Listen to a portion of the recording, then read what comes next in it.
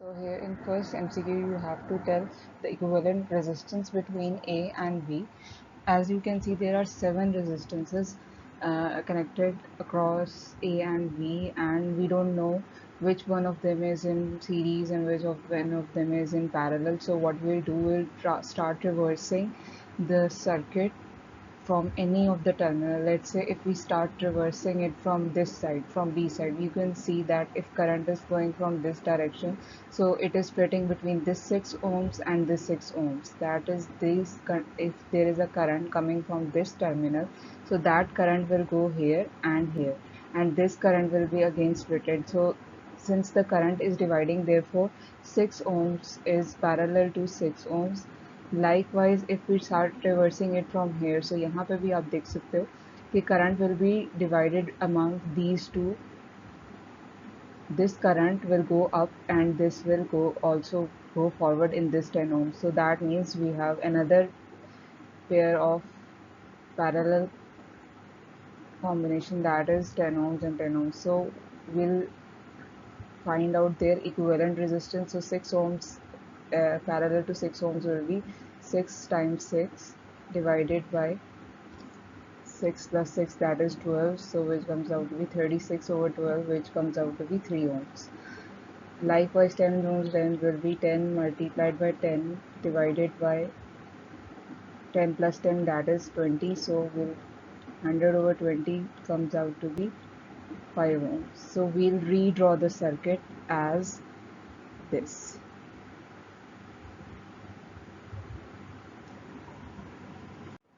So I have redrawn this circuit, and you can see that this 5 ohm resistor is this, and this 3 ohm resistor is this equivalent resistances, and the rest of the circuit is drawn like we have been given in the question.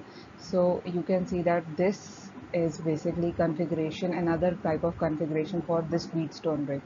Wheatstone bridge में आपके पास P Q R x होता है. Likewise यहाँ पे भी जो आपके पास, अगर आप देखो तो आपने आपकी बुक में आपने इसकी कन्फिग्रेशन ऐसे पढ़ी, लेकिन आप इसको ऐसे भी ड्रॉ कर सकते हो. यहाँ पे देखो तो ए से करंट ने आना है, ए से करंट जो आएगा that will be splitted into this P and R. A से जो करंट आ रहा है that will be splitted into P and are.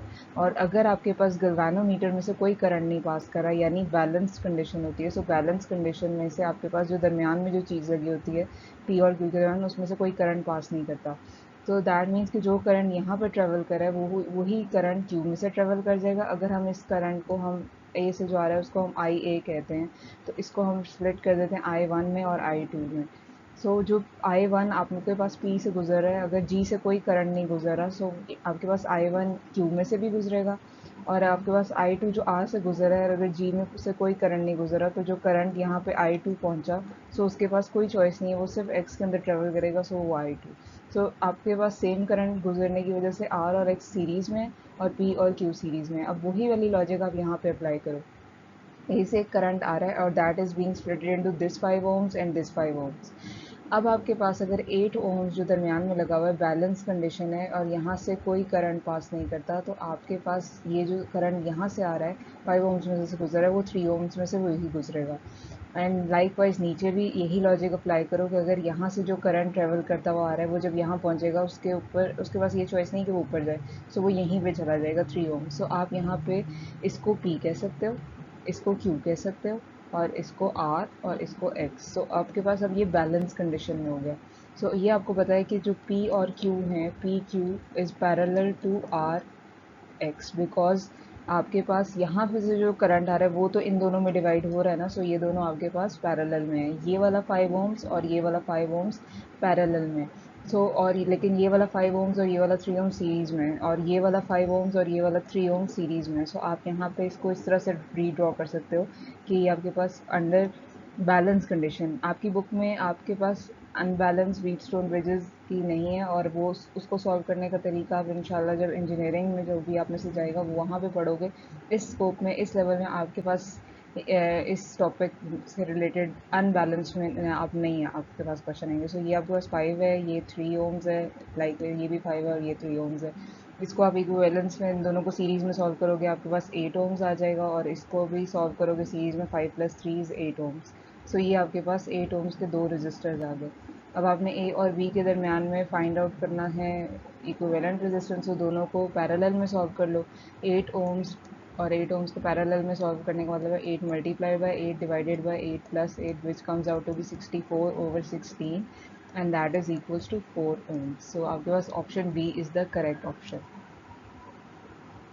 Okay sir, next आपके पास ये क्वेश्चन है कि 3 रेजिस्टेंस है जिनकी रेजिस्टर आर है, एक की रेजिस्टेंस आर है और आपसे पूछा हुआ है कि which of the following can not be obtain. So can not be obtain को भी हम देखेंगे कि किस तरह से। देखो अगर सीरीज़ में लगे हुए हैं तो 3R होगा, क्योंकि आपको पता है सीरीज़ में सारे ऐड हो जाते हैं। सो इक्विवेलेंट रेजिस्टेंस यहाँ पे आपके पास होगी R plus R plus R which comes out to be 3R, R plus R plus R which comes out to be 3R ohm. So option A is not correct. अभी हम option B की feasibility check करते हैं, ये अब हमें नहीं पता। अभी हम यूँ कर लेते हैं कि सी और डी की चेक कर लेते हैं, क्योंकि जब आपके पास कोई ऑप्शन हो तो फिर आप यही करके चेक करते हो। तो अभी आपने अगर पैरेलल में आप इसको प्लेस करो तो पैरेलल में आपको पता है अगर आप तीनों आर्ट्स को लगाओ तो इक्विवेलेंट रेजिस्टेंस आपके पास कैसे निकालोगे, रेसिप्रोकल लेके। सो अब यहाँ पे इक्विवेलेंट रेजिस्टेंस निकाल लो, R R R. So that will be 1 over r plus 1 over r plus 1 over r which comes out to be ये 1 over r equivalent है, which comes out to be 3 over r ohms. so r ये 1 over r equivalent है, तो इसका reciprocal लोगे तो आपके पास r over 3 आ जाएगा, r over 3 ohms r equivalent. so option B भी आपके पास इनकरेक्ट है। नेक्स्ट आपके पास है डी। सो उसमें आप देखो ये वाला जो कॉम्बिनेशन होता है ना, ये होता है बेसिकली डेल्टा कॉम्बिनेशन। जो व्हीटस्टोन ब्रिज आपने पढ़ा था उसमें जो हाफ साइड होती है ना, इसको हम ये डेल्टा कहते हैं। देखो अगर आप इसको देखो तो ये एक डेल्टा बन रहा है, डेल्टा। अब यहाँ पे भी आ रहा है, यहाँ पे भी आ रहा है और यहाँ पे भी आ रहा है। अब थोड़ी सी लॉजिक ये इसमें अप्लाई करो कि देखो अगर आपके पास यहाँ से करंट ट्रेवल करता हुआ आ रहा है, सो करंट ने यहाँ और यहाँ डिवाइड होना है, दैट मीन्स कि ये दोनों एक दूसरे के साथ पैरेलल में हैं। लेकिन जो करंट यहाँ से ट्रेवल करता हुआ जा रहा है उसने यहाँ पे भी जाना है। सो इसका मतलब ये और ये सीरीज़ में। सो आपने इन दोनों को पैरेलल में सॉल्व कर लेना है, और जो आपके पास पैरेलल में सॉल्व करने के बाद जो भी आंसर आएगा उसको फिर आपने इसके साथ सीरीज़ में सॉल्व करना है। तो अगर हम इसको सॉल्व करें तो वी विल गेट। सो अगर आप यहाँ पे देखो आपके पास दो आर, जैसे लाइक वी डिस्कस के आपके पास ये जो दो, ये वाले दो आर हैं दे आपके पास दे आर इन सीरीज़, और ये वाला आर इनके साथ पैरेलल में। सो आपने पहले सीरीज़ में सॉल्व करके इक्विवेलेंट रेजिस्टेंस निकाली, that comes out to be 2R, और फिर आपने उसको पैरेलल में सॉल्व करना है आर के साथ। सो आपने जब उसको पैरेलल में सॉल्व किया, आपके पास ऊपर प्रोडक्ट नीचे उनका सम। सो यहाँ पे आप देखोगे ये आर स्क्वायर और आर ने एक दूसरे को कैंसिल आउट कर दिया। So you are left with 2R over 3. So option D is not correct. So एक ही option बच रहा है, so this will be option B. सबसे पहले तो you need to learn the technique, you need to learn the concept behind such questions. So the concept to solve such questions is, देखो यहाँ पे आपके पास कोई भी वैल्यू चेंज की जा सकती है या कुछ भी हो सकता है। सो हो सकता है इसके अक्रॉस करंट पूछा हो या इसके अक्रॉस करंट पूछा हो, लेकिन फिलहाल हमें यहाँ पे पता नहीं है। सो आपको अगर इसका कॉन्सेप्ट समझ आ जाएगी, so you can solve any kind of question. अगर आपके पास इससे रिलेटेड किसी भी टाइप का क्वेश्चन आता है, सो आपको करना क्या होगा कि आपने इन तीनों को पैरेलल में सॉल्व करके इनकी एक इक्विवेलेंट रेजिस्टेंस यहाँ पर फाइंड आउट कर लेनी है, जिसको हम आर इक्विवेलेंट प्राइम कह देंगे। जब आप उसको सॉल्व कर लोगे, सो आप देखोगे कि आपके पास जो करंट सर्किट है that will be in series, all the components will be in series. So you have here 3 ohms and a resistor of 1 over here. So what you'll do is you'll find the current. Since in series current same होता है, series में I remains same. So आपके पास current same होता है और voltage difference होती है। तो आप A और B के दरमियान में जो वोल्टेज ड्रॉप है आप वो फाइंड आउट कर लोगे, और वही ए बी आप फाइंड आउट कर लोगे। क्यों? क्योंकि आपको आर इक्विवेलेंस भी पता है, V A B will be I, जो आपने यहाँ से फाइंड आउट करोगे I into R equivalent prime. So यहाँ पे आपके पास आपको वी ए बी पता होगा, आर इक्विवेलेंट प्राइम पता होगी। सो आप यहाँ से आई फाइंड आउट कर लोगे। जो आपके आपको आई पता होगा और आप वी ए बी आपको नहीं पता होगा, सो आप V A B find out कर लोगे। जब आपको वी ए बी पता चल गया, सो आपको पोटेंशियल ड्रॉप आपको पता है कि जो पैरेलल के दरमियान में होता है वो पैरेलल में आपके पास पोटेंशियल ड्रॉप सेम होता है, यानी जो पोटेंशियल ड्रॉप यहाँ पे होगा वही पोटेंशियल ड्रॉप यहाँ पे होगा और वही पोटेंशियल ड्रॉप यहाँ पे होगा। जब आपको तीनों के क्रॉस पोटेंशियल ड्रॉप पता चले गए तो आपको ये पता है कि पैरेलल में करंट डिफरेंट होता है। सो अगर हम इसको I1 कह लें जो 6 के क्रॉस है, तो ये होगा VAB जो 6 के क्रॉस होगा, that will B I1 6, VAB cross 2 will be I2 into 4 और VAB across last register is I3 2। सो आपने यहाँ पे ये वाली वैल्यू फाइंड आउट करनी है। अब हम सॉल्व कर लेते हैं पहले R इक्विवेलेंट प्राइम को। So here I have worked for R equivalence of these three parallel resistors, which comes out to be 12 over 11. So R equivalent prime is equals to 12 over 11 ohms. अब आपको यहाँ पे total current find out करने के लिए further इसको भी convert करना पड़ेगा इसके एक इक्विवेलेंट सर्किट में, जिसमें आपके पास सबकी इक्विवेलेंस आपको फाइंड आउट करनी होगी। सो आप क्या करोगे कि you have R equivalent here and एक बैटरी सोर्स लगा हुआ है R, ये आपके पास 12 वोल्ट्स है और ये आपके पास टोटल R इक्विवेलेंस है। So total R equivalence will be 1 ohm, series में देखो, सो R equivalent prime plus 3 ohms, सो 1 प्लस 12 ओवर 11 प्लस 3, सो आपके पास ये आ जाएगी 1 प्लस 12 ओवर 11 प्लस 3 और ये आपके पास आ गई 5.09 ohms। सो 5.09 ohms R इक्विवेलेंट आ गई। अब आपको वोल्टेज पता है और आपको R इक्विवेलेंट भी पता है 5.09, सो आप यहाँ पे करंट फाइंड आउट कर सकते हो। So V is equals to IR use करते हुए आपने यहाँ पे करंट फाइंड आउट कर लिया। Current will be 12 divided by 5.09, सो ये आपके पास आ जाएगी 12 divided by 5.09 comes out to be 2.35 ampere. So आपके पास जो करंट फ्लो कर रहा है इस टोटल सर्किट में दैट इज 2.35 एम्प्स। सो अब आपको करंट पता चल गया कि इस सर्किट में करंट क्या फ्लो कर रहा है। सो आप यहाँ पे VAB फाइंड आउट कर सकते हो। सो VAB will be I into R equivalent prime। So R equivalent prime को भी आपको पता है और सो VAB will be I की वैल्यू है 2.35 और R equivalent prime is 12 over 11। So 2.35 multiplied by 12 divided by 11 we have 2.57। So 2.57, this is VAB, yani this is the potential drop 2.57 volts, this is a potential drop across this and this resistor।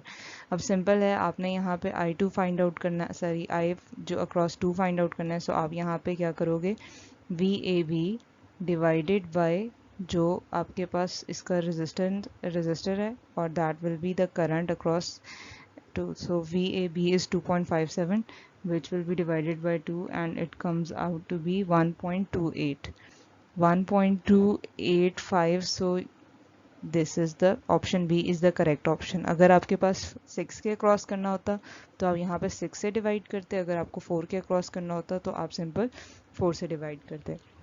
अगर यहाँ पे आपको 1 के cross करना होता तो वो आप इसी स्टेप में कर चुके थे जब आपने सीरीज वाली रेजिस्टेंस फाइंड आउट की थी, क्योंकि सीरीज में तो सेम होता है। 3 के लिए भी आपके पास I वही होना था जो सीरीज में ये वाला करंट आपने कैलकुलेट किया था 2.35। सो ये आपके पास इसका सोल्यूशन था। So option B is the correct option.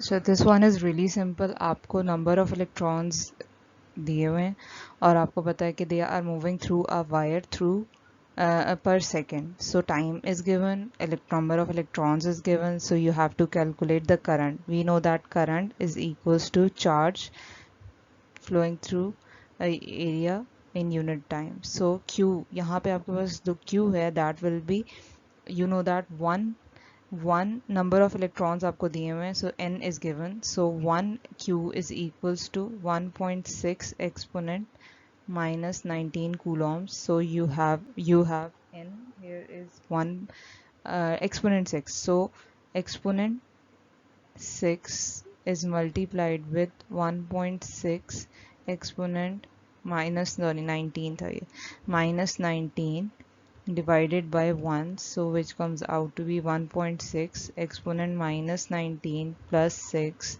divided by 1, which is equals to 1.6 exponent minus 13 amperes. So you have coulombs per second is amperes, so option C is the correct option.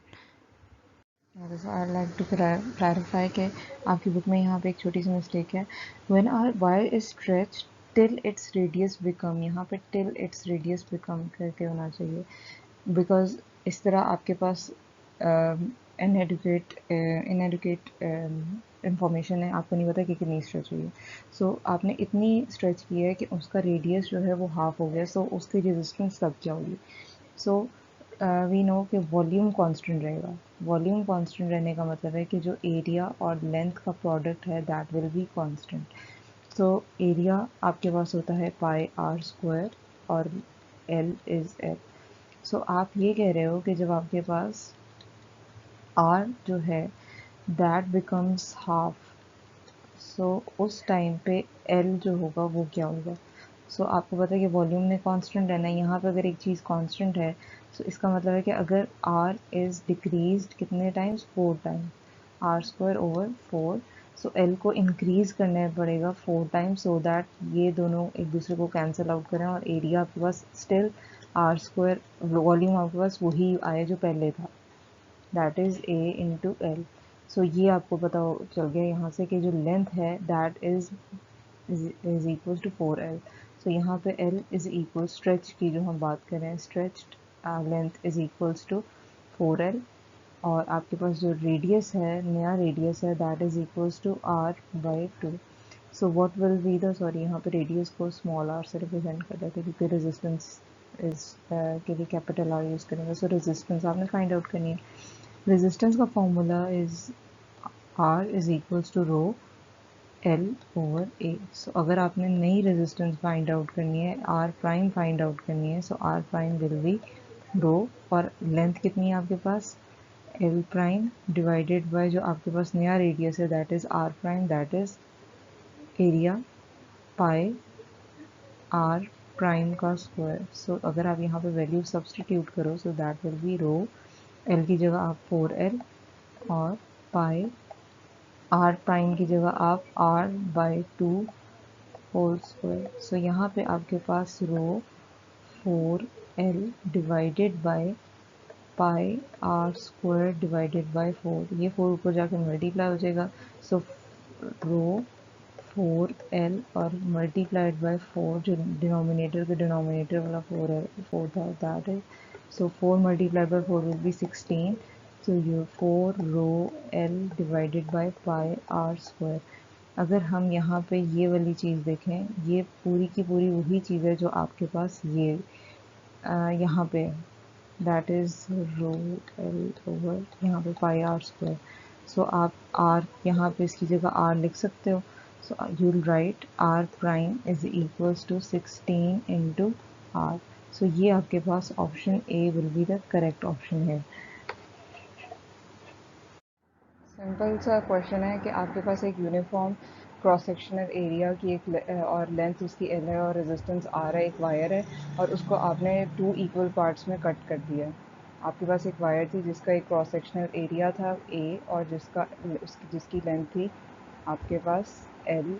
ये उसका area भी given है और L भी given है, और आपसे कहा गया था उसकी रेजिस्टेंस है आर, और अब आपने उसको स्प्लिट कर दिया है 2 इक्वल पार्ट्स में. उसकी रेजिस्टिविटी पे क्या फ़र्क पड़ेगा. सो आपको पता है कि जो रेजिस्टिविटी होती है that doesn't depend upon length area, जो रो होती है, rho depends upon nature of the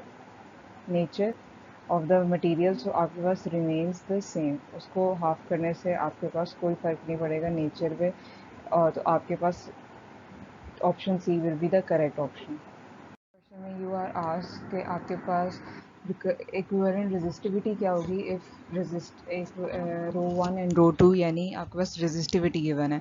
so आपके पास सिंपल सी चीज़ है, देखो सीरीज में होने का मतलब है कि दो रेजिस्टेंस सीरीज में है, सो उनकी equivalent resistance will be simply their sum R1 and R2। So यानी और एक और चीज़ आपके पास जो इम्पोर्टेंट फैक्टर है that is dimensions are same.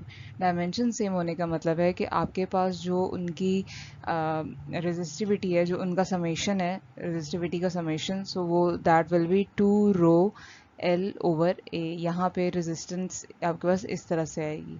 सो आप यहाँ पे लिख सकते हो, आपको पता है कि R1 इज इक्वल्स टू क्या होगा, rho one L over A। Likewise R2 is equals to rho two L over A। L over A और एल ओवर ए दोनों की लेंथ्स और एरिया डिफरेंट नहीं है क्योंकि उनकी डायमेंशन सेम है, ठीक है। तो आप L1 A1 और L2 A2 लेन लिख रहे हैं बिकॉज L1 और L2 बराबर हैं और A1 और A2 बराबर हैं, सो इस वजह से आप इसको L और A ही लिख रहे हो। अब आपके पास यहाँ से आप ये वाली वैल्यू सब्सटीट्यूट कर दो, so you'll write rho one L over A plus rho two L over A। So simple है, आपने यहाँ पे L ओवर A कॉमन ले लिया, सो दोनों साइड से L ओवर A कॉमन लेने के बाद यू विल गेट 2 रो और रो1 प्लस रो2 ब्रैकेट में और यहाँ पे L ओवर A और L ओवर A एक दूसरे को कैंसिल आउट कर देंगे दोनों साइड्स पे। So you are left with 2 rho is equals to summation of rho one plus rho two. so you'll get rho is equals to rho one plus rho two over 2। so ये आपके पास option C is the correct option. यहाँ पे आपको power दी हुई है दो electrical bulbs की और उनको आपने कनेक्ट किया हुआ है एक ही पावर सप्लाई के साथ 220 वोल्ट्स की और आपसे उनकी रेजिस्टेंस की रेशो पूछी हुई है। सो सिंपल है, फार्मूला जो यूज़ करोगे दैट विल बी पावर का formula which is equals to P is equals to V square over R। So अब यहाँ पे देखो आपको पावर 1 भी दी हुई है, so that will be V square over R1 और पावर 2 भी दी हुई है that will be P2 which is equals to V square over R2। हम V1 V2 क्यों नहीं लिख रहे, क्यों, बिकॉज दोनों की जो V है वो बराबर है, सो आप उसको V1 is equals to V2 is equals, दोनों की वोल्टेजेस बराबर हैं और V that is equals to 220 volt, so उसकी जगह हम V ही दोनों में लिख लेंगे, सो V स्क्वायर और V स्क्वायर। नेक्स्ट अब आपके पास आपको पता है कि आपने R1 कैलकुलेट करना है, सो R1 अगर आप इस फॉर्मूला को रीअरेंज करो so that comes out to be V square over P1। Likewise जब आप R2 के लिए रीअरेंज करोगे इस फॉर्मूला को, सो आपके पास क्रॉस मल्टीप्लिकेशन से आपके पास आ जाता है V स्क्वायर ओवर P2। सो ये आपके पास दोनों चीज़ें आ गई। अब आपने इन दोनों का रेशो लेना है, यानी R1 is to R2, so which comes out to be V square divided by P1 divided by V square divided by P2। इसको आप इसका रेसिप्रोकल ले लो सेकेंड टर्म का, यानी डिवीजन के साइन को मल्टीप्लिकेशन में कन्वर्ट करोगे, so you get P2 divided by V square. So यहाँ पे आपको पता चल गया कि जो V स्क्वायर और V स्क्वायर हैं they will cancel out each other, V square और V स्क्वायर कैंसिल आउट कर देगा, so you are only left with P2 divided by P1। Question में देखो तो P2 is 200 volts and P1 is 100 volts. तो यहाँ पे अब आपने इन दोनों का रेशो दे दिया, that is 200 divided by 100 which is 2 is to 1, so आपके पास 2:1, option B is the correct option। This is theoretical MCQ। सो ये आपने पढ़ा है कि थर्मोकपल आपके पास यूज होता है to convert heat energy into electrical energy, so option A is the correct option.